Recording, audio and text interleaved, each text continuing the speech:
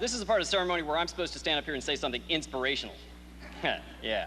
The reason we put this in here is because you're going to need inspiration over the next 3 or 4 months before the bar exam.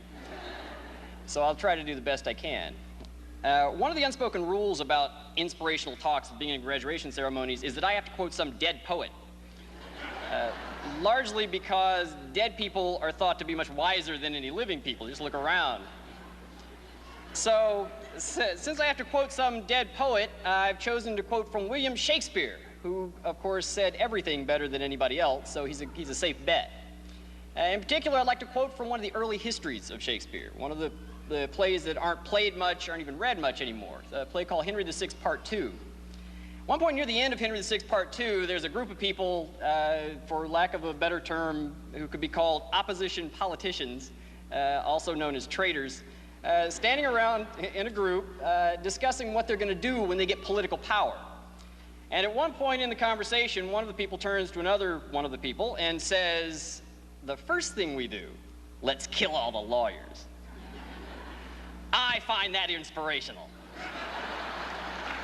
Right?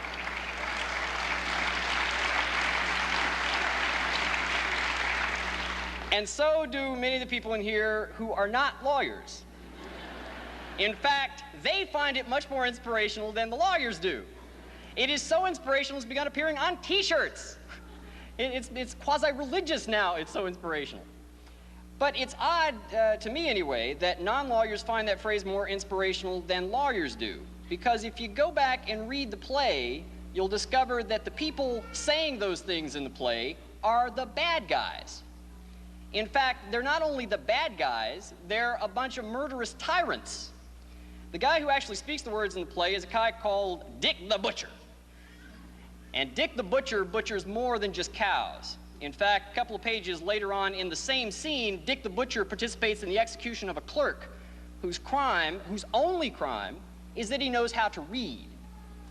Now, Shakespeare was wise enough, I think, to understand that one of the central functions of lawyers is to tell tyrants that they can't do what they want to do. And that's going to be your role in your career. We are the people who go to the most powerful individuals, the richest corporations. In fact, sometimes, if we're brave enough, the President of the United States, and because it's against the law.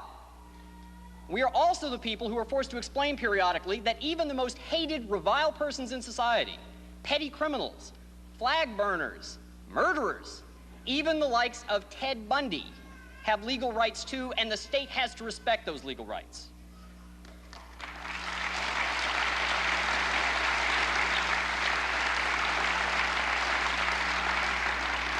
Now, you applaud at that, but it is not a popular conception.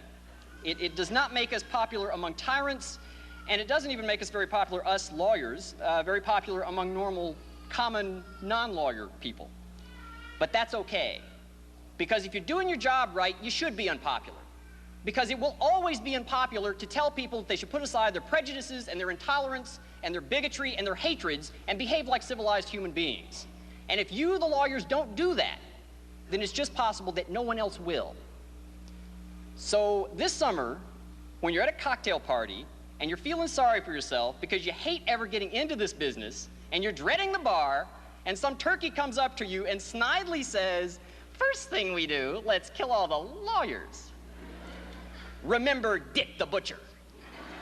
And remember that this turkey who's snidely saying this to you is helping William Shakespeare, the greatest poet of the English language, pay you the highest compliment he knew how to pay. And so on behalf of me and the faculty and William Shakespeare, welcome to a noble profession. Thank you.